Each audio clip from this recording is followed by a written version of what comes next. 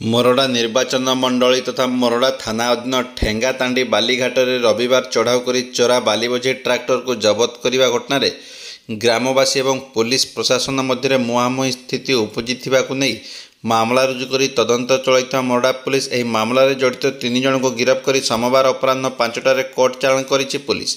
गिरफ अभियुक्त मैंने ट्राक्टर मालिक ठेंगातांडी ग्रामर कुंवर मुर्मू और कुंवर मुर्मू पत्नी रंजिता मुर्मू तथा चोरा बाली बोझई ट्राक्टर चालक बड़फेरा ग्रामर विष्णु सिंह।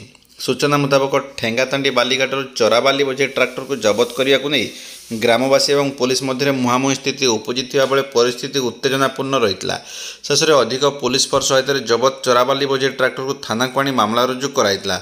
यह मामलें जड़ित 3 जन अभियुक्त को सोमवार गिरफ्त कर स्वास्थ्य परीक्षा पर अपराह कोर्ट चालाण कराइता बेले समस्त जमीन नामंजूर होबारु सेमानंकु बारिपदा स्थित विचार विभाग हाजत को पठाई दिया जाइछि।